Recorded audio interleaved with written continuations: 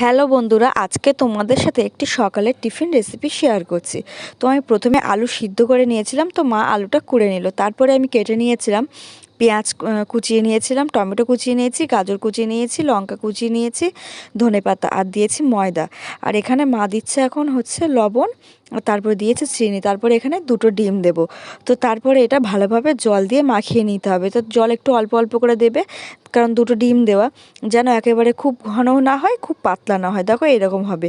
তারপরে একটা চাটু বসিয়ে নিয়েছি, চাটুতে তেল গরম হয়ে গেলে তারপরে ওই যেগুলো মিক্সড করলাম একসাথে, তারপরে চাটুর উপরে দিয়ে তেলটা দিয়ে ভালোভাবে ভেজে নিতে হবে। তো দেখো সকালের ঝটপট তোমরা এইভাবে টিফিন বানিয়ে নিতে পারবে। খুবই অসাধারণ একটি রেসিপি, আমার তো খুব ভালো লাগে। সকালের মুখরোচক একটি টিফিন, খুবই অসাধারণ রেসিপি। তো আলুটা সিদ্ধ করে নিয়ে তারপরে কুড়িয়ে নিয়ে তারপরে ময়দা জল দিয়ে ভালোভাবে মিশিয়ে নিয়ে তোমরা এইভাবে সকালের টিফিন খুব সহজেই বানিয়ে নিতে পারবে।